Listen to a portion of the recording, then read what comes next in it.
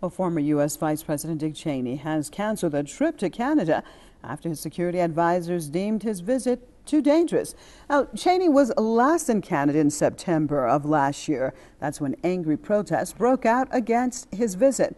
Protesters were demanding his arrest for alleged war crimes. Well, let's switch over to Calgary. We're joined by Representative from Veterans Today, Mr. Joshua Blackeny. Thank you so much for being with us.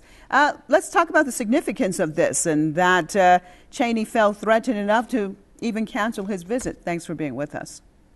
Yes, it's highly significant. You know, in the year 2000, the Canadian Parliament enshrined the Crimes Against Humanity and War Crimes Act, which is unambiguous.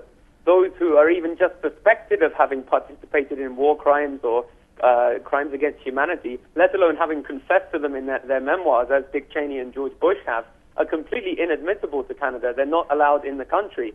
And if they do set foot in Canada, this law states they must be apprehended. Now, in March 2009, George W. Bush came to Canada on his first visit to a foreign country without diplomatic immunity. In January 2009, Cheney and Bush lost their diplomatic immunity.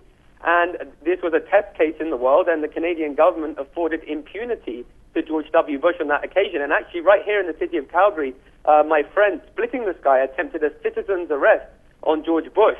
And since then, what started with a group of protesters here in Calgary in 2009 has morphed into this mass movement in Canada, which reared its head on September 26th when Dick Cheney visited the Vancouver Club in Vancouver. And that Dick Cheney's agent has made the statement that he is concerned about his security and therefore won't visit Canada. The propaganda media outlets here in Canada are trying to portray this as, because he's scared of protesters, even though he has bodyguards who are armed with guns.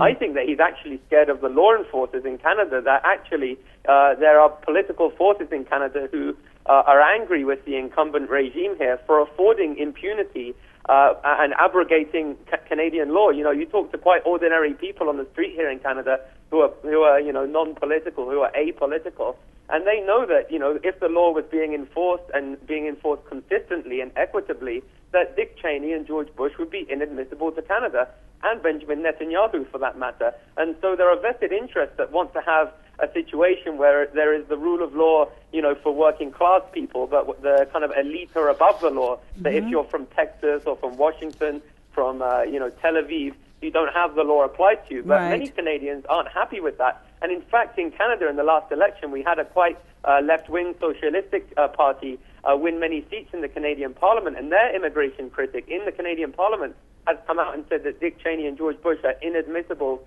to Canada. And so I think this is highly significant. I think that his concern is nothing to do with what the media are saying here in Canada. Oh, it's the thuggish, violent protesters who could hurt Dick Cheney. I think he's actually concerned with immigration officials, apprehending him. Well, Joshua, let me just jump in here. How likely would that even be the case? Do you think, given the clout and the pull that Dick Cheney or George W. Bush, or as you've said, Netanyahu, that they have, would the arrest actually take place, and would they be able to stick charges against them?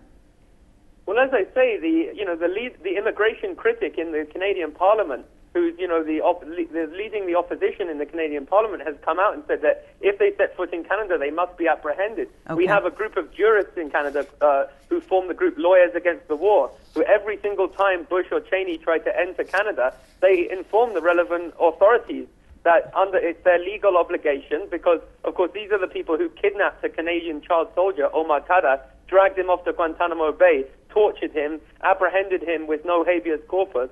And this is illegal. And in fact, in All right. May Well, of I'm sorry, Joshua. We are out of time. I appreciate you joining us right here at Press TV's World News. From Veterans Today, Joshua Blackeny in Calgary.